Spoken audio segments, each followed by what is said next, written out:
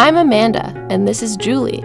We're going to talk about the common conception that children are bad eyewitnesses, and we will determine if it's myth or fact. This is Billy and Jane. Billy is 8 years old and Jane is 6 years old.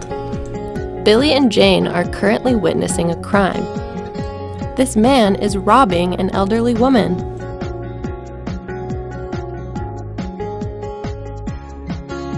Billy and Jane are taken to the police station to identify the perpetrator.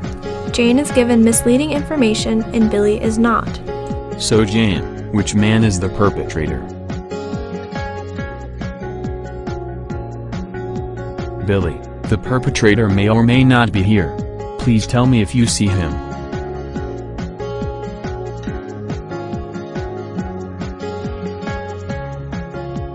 Billy and Jane are asked to testify. Jane is asked a misleading question, and Billy is not. Jane, when you saw the man brutally attack the elderly woman, what weapon did he use? I'm not sure. I think maybe he had a gun. Billy, please tell me what you saw.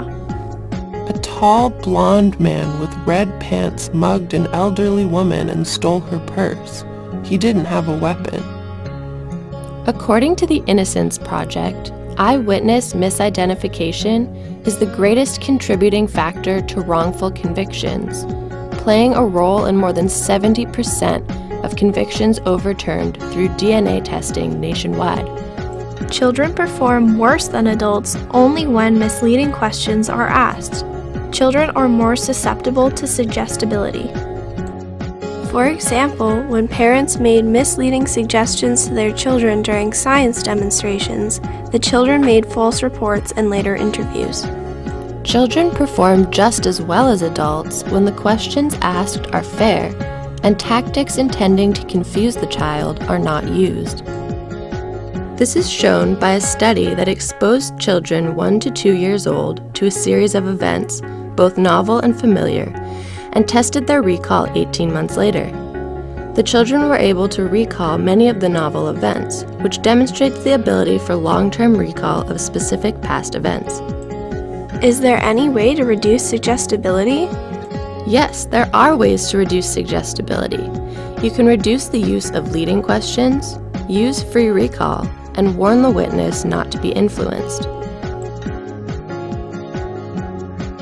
So, the myth is actually a fact, but only when children are put in suggestible situations and are misled.